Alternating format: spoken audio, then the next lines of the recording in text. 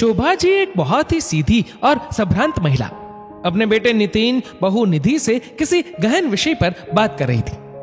तभी उनकी 5 वर्षीय पोती नीलू आती है और फिर दोनों दादी और पोती की गपशप शुरू हो जाती है। वैसे तो शोभा जी बहुत खुश रहती है अपनी पोती के साथ, फिर भी उन्हें हमेशा यही बात अंदर ही अंदर परेशान करती है कि वो एक लड़की है। शोभा जी का यही अरमान था कि उनके घर में पहले एक पोता आए ताकि उनकी वंश बेल आगे बढ़ सके। इस बार दोबारा से निधि गर्भवती थी और शोभा जी चाहती थी कि इस बार पोते का मुंह देखे। अरे निधि बेटा, थोड़ा धीरे धीरे काम किया करो, देखो कहीं हमारे पोते को कोई तकलीफ ना हो, शोभा जी ने अपनी बहू से कहा। उनकी ये बात सुनकर निधि थोड़ा परेशान हो गई। वैसे तो सासू मां उसे अपनी बेटी की तरह प्यार करती थी और उसकी हर जरूरत का ख्याल भी था उन्हें, पर उसे डर था कि अगर अब की बार भी लड़की पैदा हुई तो उसकी सासू मां का दिल टूट जाएगा। पर यह सब उसके हाथ में कहां था। और फिर से सासू मां के अरमानों पर पानी फिर गया। जब दूसरी बार भी निधि ने एक बेटी को जन्म दिया, फिर भी जब उन्होंने अपनी छोटी पोती को गोद में लिया तो उनका मन पिघल गया और उसे सीने से लगा लिया। अब तो शोभा जी ने अपनी छोटी पोती को ही अपना पोता समझकर प्यार करना शुरू कर दिया। हमेशा उसे लड़कों की तरह कपड़े पहनाती और लड़कों की तरह ही संबोधित करती। बच्चे का नाम शुभी रखा गया। धीरे धीरे शुभी स्कूल जाने लगी और स्कूल से फिर कॉलेज, लेकिन उसका रहन सहन सब लड़कों की तरह हो गया।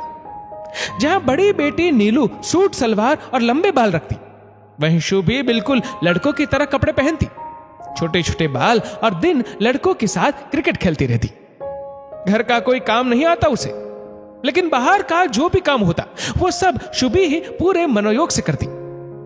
कॉलेज में भी सब लड़कियां शुभी के साथ होने पर खुद को सुरक्षित महसूस करती। किसी को कोई भी परेशानी होती तो सीधा उसी के पास आता।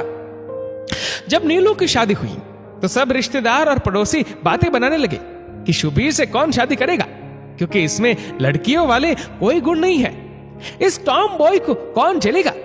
शुभी ने यह सब सुना पर उसने जवाब देना जरूरी नहीं समझा। फिर शुभी के जीजाजी ने भी उसे छेड़ते हुए कहा, शुभी तुम मेरी साली साहिबा कम साले साहब ज्यादा लगते हो। शुभी हंसी और फिर से अपने बाहर के कामों में लग गई। फिर एक दिन शुभी लाइब्रेरी में कुछ किताबें लेने गई हुई थी और काफी देर तक की किताब ढूंढ रही थी। तभी किसी ने पीछे से उसके कंधे पर जोर से हाथ मारा और बोला, ओए कब से किताबें देख रहा है, जरा हट तो मुझे भी देखने दे। जैसे ही शुभी पीछे मुड़ी तो देखा कि यह तो अमन है, जो कि उसके कॉलेज में उसका सीनियर था। शुभी को देखकर अमन भी सकपका गया और हाथ जोड़ते हुए कहने लगा, मुझे माफ कर दो शुभी, प्लीज तुम मुझे थप्पड़ मत लगा देना, मुझे नहीं पता था कि तुम हो, मुझे लगा कि कोई लड़का है। अमन को हकलाते देख शुभी की हंसी छूट गई और वो शर्मा कर चली गई। आज घर आने पर उसे एहसास हुआ कि वो एक लड़की है। बार बार उसे अमन का ख्याल आ रहा था, बार बार अपने कंधे को छूकर देख रही थी। यह एहसास उसे बहुत खुशी दे रहा था। अमन को भी शुभी बहुत पसंद थी, क्योंकि वो बिल्कुल बिंदास और दिल की बहुत अच्छी थी। एक दिन शुभी किसी काम से अपनी बाइक लेकर जा रही थी, तभी उसने देखा कि किसी आदमी का एक्सीडेंट हो गया।